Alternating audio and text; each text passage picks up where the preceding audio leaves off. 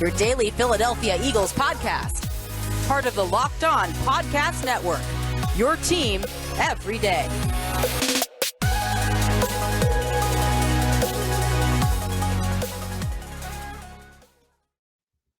Welcome into a YouTube exclusive edition of the Locked On Eagles podcast. I'm Louis DiBiase, diving into the tampering window that begins for NFL free agency on Monday at 12 p.m. Eastern time. Get ready for a ton of NFL news with where free agents are going to sign officially starting on Wednesday. It's going to be continuous news, though, that really carries over the momentum from the last 2 weeks of Aaron Rodgers staying in Green Bay and Russell Wilson getting traded to the Denver Broncos and Carson Wentz getting traded to the Washington Commanders. Today on Sunday, there was, I would call it re-signing day, if you will, because tomorrow is when you can start to hear about some players from other teams that are unrestricted free agents and where they intend to sign with new teams. But today, you can still hear news of teams taking care of their in-house free agents. And there was a lot of headlines today as the NFL continues to dominate the news throughout the sports world, even with Selection Sunday.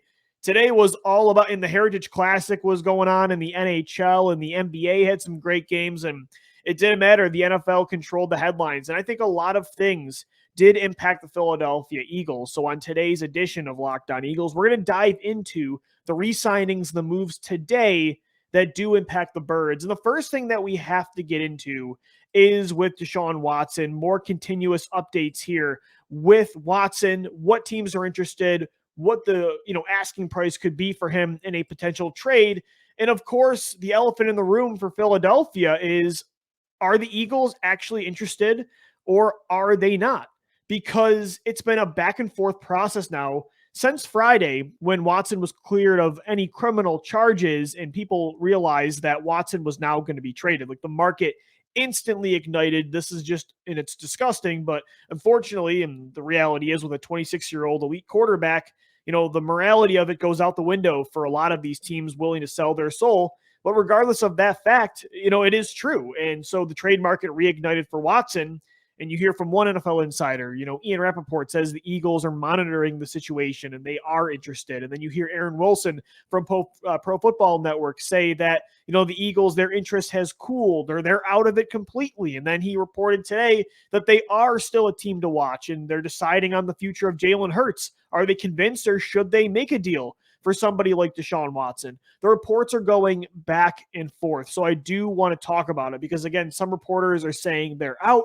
Some say they are monitoring this situation with Watson, as they have been, we know, for at least a year now. So here is what I think it is.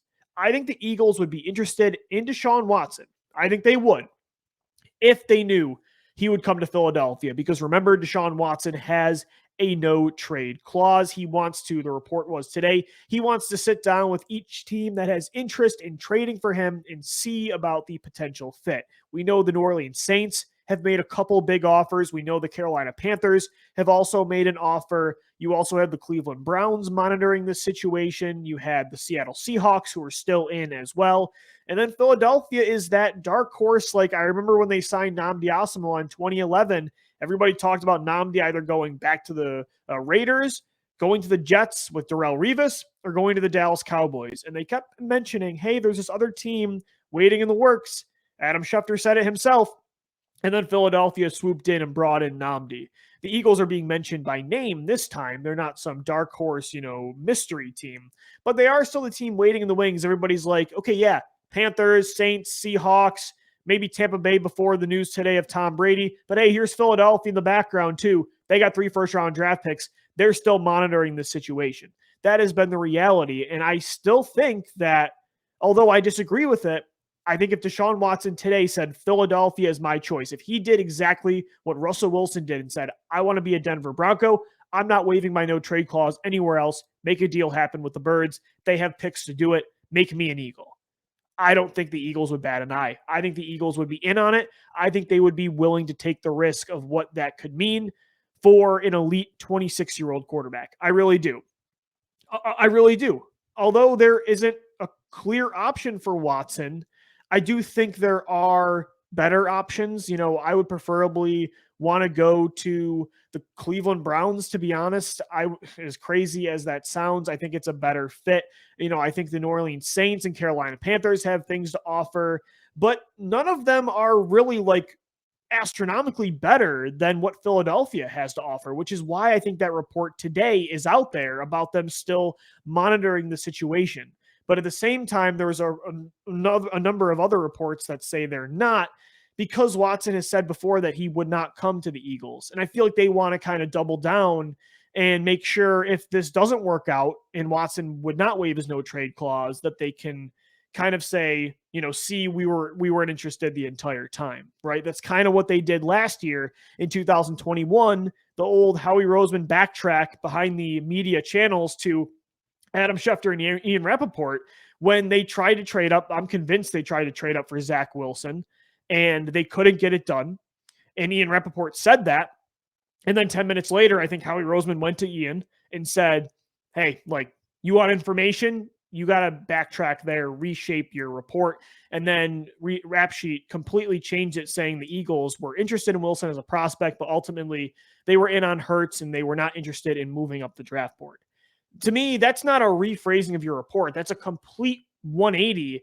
That's a complete backtrack of what your initial report was. And to me, that had to be the Eagles behind that. I think they were absolutely interested in trading up for Zach Wilson until they realized, kind of like Chip Kelly realized in 2015 when he wanted Marcus Mariota, that it didn't matter. The Tennessee Titans were taking him number 2 overall. And the New York Jets, they were taking Zach Wilson number 2, and the Eagles didn't recognize Trey Lance or Justin Fields as an option, and so they moved down the board. But they wanted to make sure, because it didn't work out and Jalen was the guy, that it didn't seem like, they wanted it to seem like that they weren't interested the entire time. And that kind of happened last year as well in free agency before Juju Smith-Schuster signed that 1-year contract extension with the Pittsburgh Steelers. Schefter said that the Eagles were kind of a dark horse team behind Pittsburgh and Baltimore and Kansas City as somebody that was interested in bringing in Juju, and then it didn't work out. And then Schefter, like 5-10 minutes later, said, actually, never mind. The Eagles were never interested. It was, Smith-Schuster's agent that, mentioned the Eagles as a team maybe they were interested in. Again, I don't remember the exact details of the backtrack or the rephrasing, the second report, if you will. But to me, I think that's kind of what's being set up here, is that, if they don't land Watson, they can say the whole time, publicly, we've backed Jalen Hurts, and, there were reports out there the entire time we weren't interested. That's how I'm reading into it.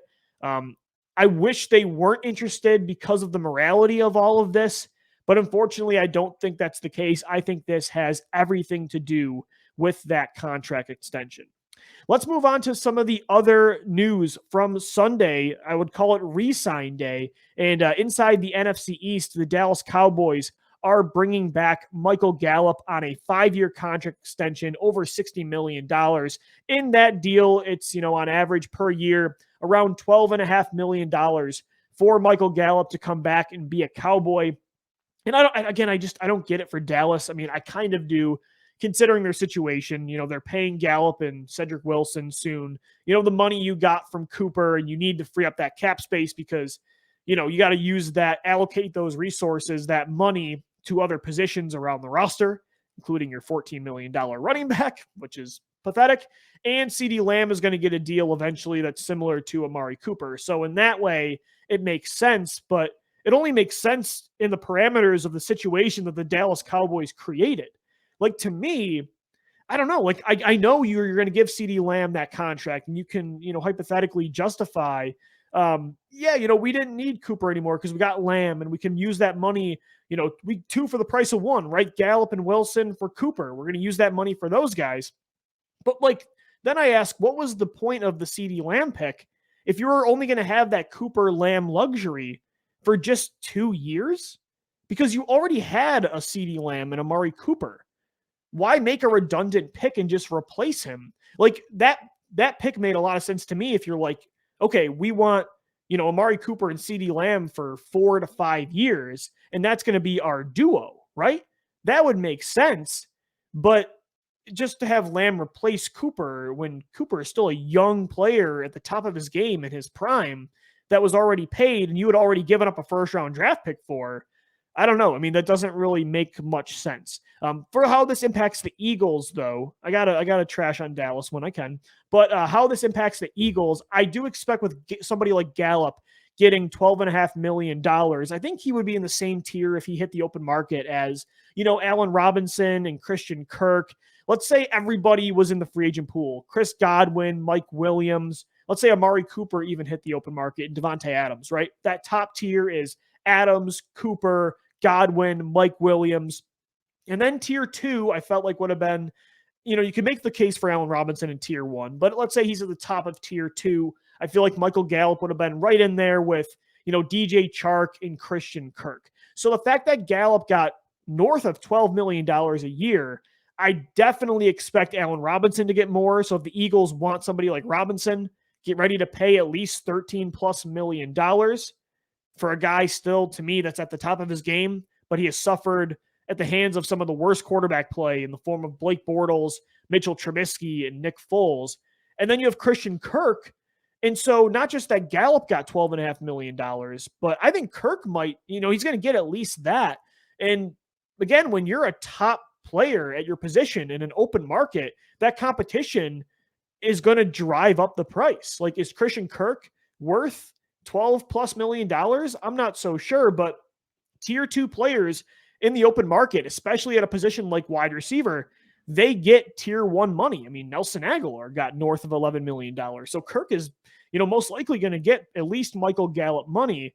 And so, the fact that Gallup got that and all of these other receivers are not available, Christian Kirk suddenly finds himself, number 1, 2, or 3 when it comes to wide receivers available. So if the Eagles want one of those top receivers, the price is going to go up. Or if they were interested specifically in somebody like Robinson or Kirk or even Juju Smith-Schuster or DJ Chark, the price for those guys are going up.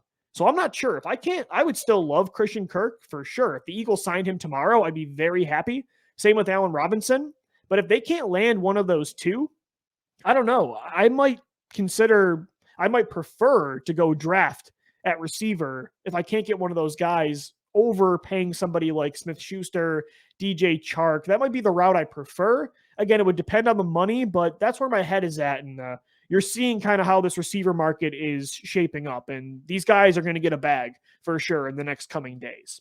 Let's move on as well to the GOAT returning to the NFC. Tom Brady is back after retiring for a month and a half. He announced today himself that he is going to return to the NFL at age 45 with the Tampa Bay Buccaneers, his 3rd season in Tampa. Not good news for the Eagles, for people that were hoping the Eagles could, push for a late playoff run in this conference that looked wide open. Outside of Aaron Rodgers and the Packers and Matt Stafford and the Los Angeles Rams, what other team could you guarantee me were better than the Eagles? I would say the 49ers are better. I would say the Cardinals are probably better right now, the Dallas Cowboys, but could you guarantee me those teams were on another level than Philadelphia next year? I'm not so sure. I don't think that is the case. But now you add Tom Brady back to Tampa Bay. I mean, it was clear in that Eagles-Buccaneers playoff game this past January that they weren't nearly close to what Tampa Bay was at the height of their powers. And so adding a juggernaut, the Super Bowl champions 2 years ago, getting the best quarterback ever back, who still is at the top of his game. His last game ever was going to potentially be a game where he erased a 20-plus point deficit in a comeback against Los Angeles that fell just short. But when he left the field, he was leading. They were winning the football game.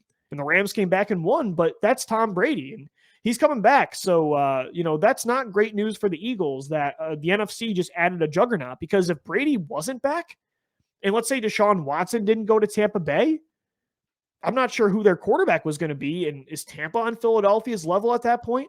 I'm not so sure. So not great news for the Eagles on that front with Brady coming back. But I don't know. It never made much sense to me anyway. I was surprised that he came back to Tampa Bay. I thought throughout this past month that the only way he was coming back is like if the 49ers said, we'll let Trey Lance sit for another year. We want you to come here. Brady has always wanted to be a 49er. But also at the same time, I say that but him retiring in the first place just didn't really make much sense to me. Again, with how good he still is. So the NFC definitely added another juggernaut for 2022. Also in the news today, one of the greatest Philadelphia Eagles pass catchers of all time, Zach Ertz. He is getting his top 10 tight end money that he deserves. Ertz signs a 3-year contract extension with the Arizona Cardinals, and I personally love this for Zach. He got the money again that he really does deserve after having a great bounce back 2021 season, not only with the Eagles, but the Arizona Cardinals. And again, this is just great news for one of the greatest Eagles ever, who was such a selfless guy that always did things for the team. He was such a team first player that, he wanted this money. He wanted this contract. He came to the Eagles about a new contract extension after his record-breaking 2018 season. He didn't get it. The Eagles knew, hey, we have Dallas Goedert. Let's just be patient. Let's see what happens in these next 2 years. Does Goedert close the gap with Ertz? Does he become better than Zach Ertz? We know he is more well-rounded with his run after the catch ability. He's a better blocker than Ertz. Is he the separator, the receiver that Ertz is right now? No. But let's see what happens over time. And Ertz, knowing that was likely what the Eagles were thinking, still played with the team in 2019, created no distractions, played in 2020, and despite tanking his value in 2020 because of how bad Carson Wentz was, because of his own injuries, he could have said, I'm done with Philadelphia after that. I am not playing for them anymore. I'm getting my money. I was the team first player, and because of it, it really hurt my value. He still came back to the Eagles to play through that 2021 first half of the season until they traded him to Arizona without that next contract. And he knew, let's be honest, after the end of 2019, when Goedert got hot in that run to winning the NFC East, come on, Zach Ertz knew the writing was on the wall. He knew, just like he replaced Brent Selleck when he was the second round pick in 2013, that he wasn't getting that money in Philadelphia, and he still did everything for the team. And I respect the hell out of that. I think players are justified in not doing that, but Zach loved this franchise so much, and it's so great to see that 2020 season didn't hurt him to the fact where he wouldn't get this contract. And he still, to me, is a top 10 tight end in football, and he proved that last year, 100%. All right, wrapping up this edition of Locked On Eagles, the Minnesota Vikings, they re-signed Kirk Cousins today to a $35 million one-year extension, which is hilarious considering how mediocre Minnesota has been since they lost to the Eagles in the 2017 NFC Championship game. They are what I fear for the Eagles. And again, with the Russell Wilson interest, DeShaun Watson trying to trade up for Zach Wilson last year, with the comments they've made about Jalen Hurts, believing in him, but also being self-aware and knowing what he needs to improve, it makes me feel good to know that I don't think the Eagles will become the Minnesota Vikings, because that to me is the definition of complacency at the most important position. And at least, like, if you're going to be complacent, and if you want to be a roster first, strength around a quarterback that you win with kind of team, at least have your quarterback be on a rookie second round deal like Jalen Hurts is. But that is not the case with Kirk Cousins. He got a huge contract in 2018.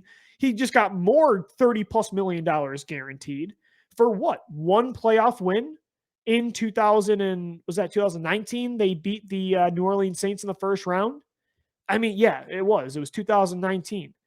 He is just not a guy worth that money, worth all of these years in investment that's going to carry you.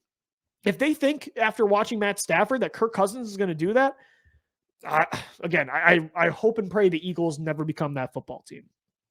All right, guys, thank you so much for tuning in to another edition of Locked On Eagles. We'll be back tomorrow with another podcast recapping what I'm sure is going to be a crazy day with the tampering window opening up in NFL free agency starting at 12 p.m. Eastern time.